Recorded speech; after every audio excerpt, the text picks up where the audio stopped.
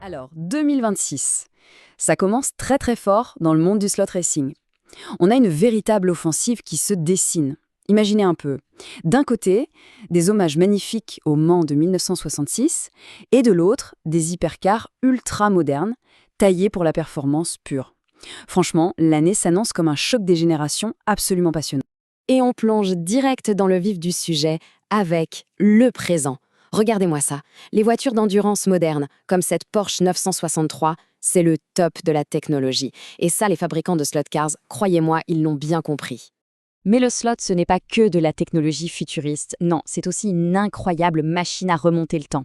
On va voir ensemble comment des duels de légende, je pense bien sûr à Ford au Mans en 66, et bien comment tout ça renaît sur nos circuits. Et avec un niveau de détail, c'est juste stupéfiant.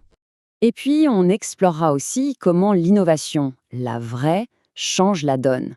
Prenez cette collaboration assez folle entre le Japon et l'Espagne autour de l'impression 3D. Ça ouvre des portes complètement dingues pour recréer des icônes de l'automobile. Allez, c'est parti. Première section, les grosses sorties de janvier. On va jeter un œil à ce que les poids lourds européens nous ont préparé pour bien démarrer l'année. Et on commence en Italie avec du lourd, le géant NSR. Et là, attention, il frappe un grand coup. Il couvre absolument tout le spectre des légendes du Mans jusqu'aux GT3 modernes surpuissantes. Ce qui est vraiment bluffant avec NSR, c'est ce grand écart qu'il maîtrise. D'un côté, on a un pur hommage à l'histoire, avec les Ford GT40 du Mans 66, mythique. Et de l'autre, hop, un saut dans le futur, avec leur toute nouvelle Hyper Slot. Là, on parle d'une bête de course, une machine conçue sans aucun compromis, juste pour la performance. C'est simple, leur catalogue parle à tout le monde, à tous les passionnés. On reste en Italie avec le groupe Galileo Engineering. Eux, ils continuent leur stratégie sur deux fronts, une tactique bien rodée. On a d'un côté Slot-It, le maître incontesté de l'endurance, qu'elle soit moderne ou classique. Et de l'autre, on a Polycar, qui se charge de faire revivre les plus grandes légendes de la Formule 1. Et c'est ça qui est génial. Le choix qui s'offre à nous est juste incroyable. On peut se mettre au volant de l'hypercar Toyota hybride, la machine qui vient tout juste de gagner à Sao Paulo, ou alors on peut replonger dans l'émotion pure, la F1 des années 80, avec la Ferrari mythique de Gilles Villeneuve. On a vraiment deux époques, deux philosophies de course. C'est fantastique. Allez, on traverse la frontière, direction l'Espagne. La basque et l'auto met le paquet sur la nouvelle ère de l'endurance. Leurs créneaux, ce sont les modèles LMH et LMDH, les bêtes de course ultra modernes. Et leur modèle star, c'est cette Porsche 963. Elle résume parfaitement leur stratégie, collée à l'actu du championnat du monde d'endurance. C'est simple, ils transposent presque en temps réel les voitures qu'on voit sur les grands circuits du monde entier, directement sur nos pistes à l'échelle 1,32. C'est quand même fort. Bon, une belle carrosserie, c'est bien, mais ça ne fait pas tout, on est d'accord? Allez, deuxième partie, on soulève le capot. C'est le moment d'aller voir les innovations techniques, celles qui font vraiment la différence une fois sur la piste.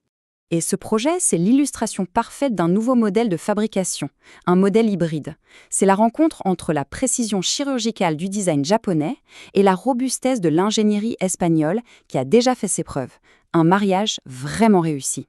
Parce que, soyons honnêtes, on peut avoir la meilleure voiture du monde, si on n'a pas le contrôle, ça ne sert à rien. Et c'est exactement là qu'intervient la nouvelle poignée PHN02 de DS Racing. Son but, c'est simple, offrir une connexion quasi chirurgicale entre le doigt du pilote et le moteur. Maintenant, pour ceux qui cherchent la performance ultime, les compétiteurs dans l'âme, Slot-It a pensé à tout. Ils ont sorti une nouvelle gamme de pièces de réglage, du support moteur qui va réduire la friction au maximum, jusqu'aux petites vis en alu haute résistance pour des ajustements au micron près. Du travail d'orfèvre. Ok, on a parlé des voitures, de la technique, mais le slot racing sans sa communauté, ses pilotes, ses fans, eh bien ça ne serait rien du tout. Allez, troisième partie, on file dans les paddocks. On va prendre le pouls de la communauté, sentir toute l'effervescence de ce début d'année 2026. Et ça bouge partout en France. Le calendrier des bourses d'échange et des salons est déjà super chargé.